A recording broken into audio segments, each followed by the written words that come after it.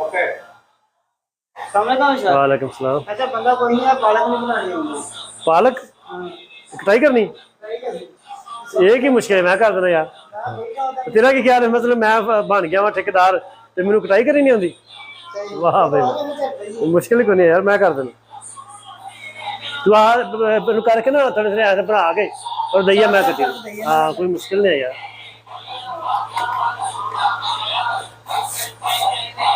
कोई भी नहीं है। हाँ ये तो रोला ही कोई नहीं लगा बंदा।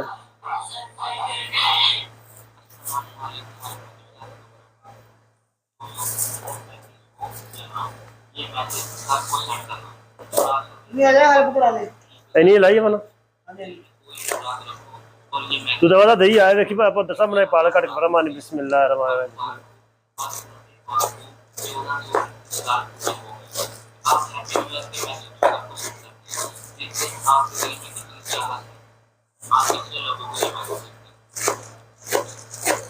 दादा दही आ बस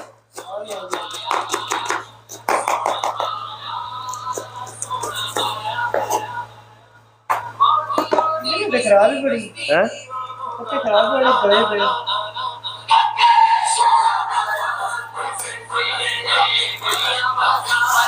दवा दवा दही आ बस।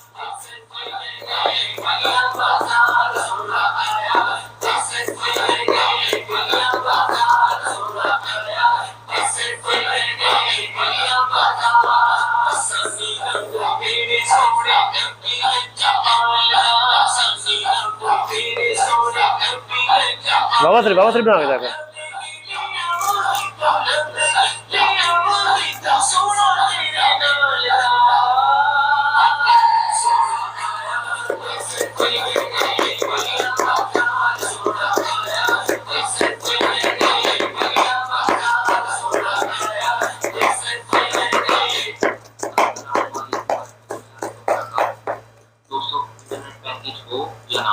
ये मैसेज सबको सेंड करना है।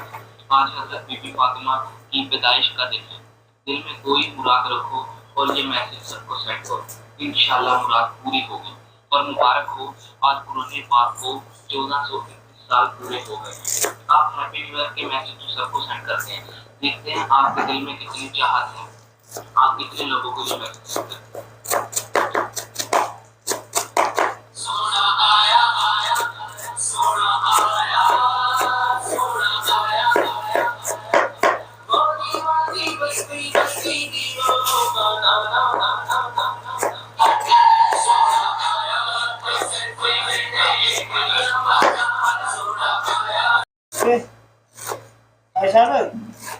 वीडियो बना के चढ़ाने हैं, इन्हां दा अपन को फायदा है कि नहीं है?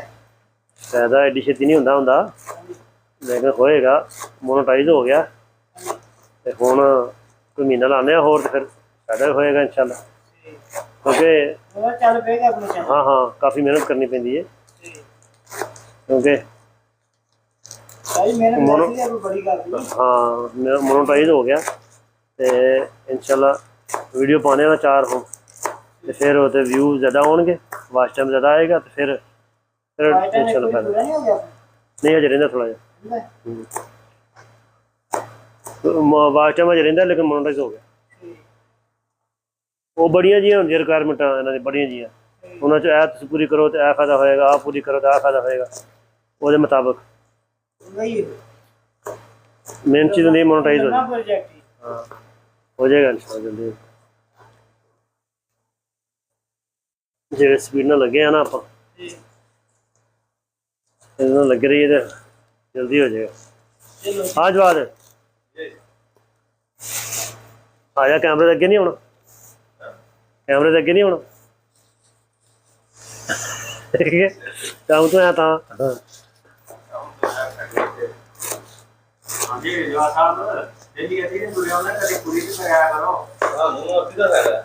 अच्छा तो 16 बताना। हाँ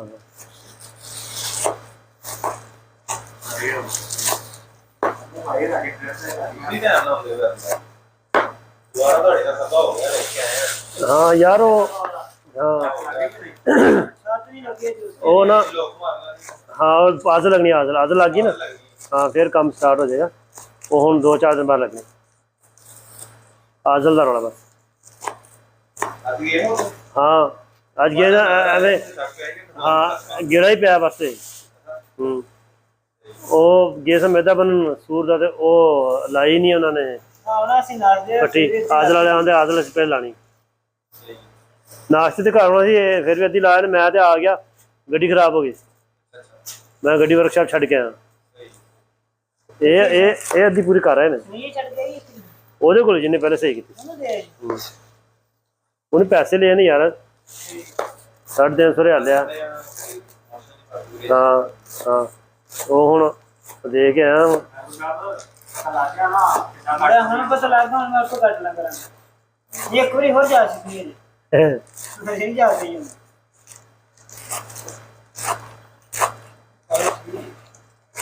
ਥੋੜੀ ਥੋੜੀ ਪਲ। ਹਾਂ ਇਹ ਚ ਲਿਆ ਆਲੂਆਂ ਦੀ ਪੂਰੀ।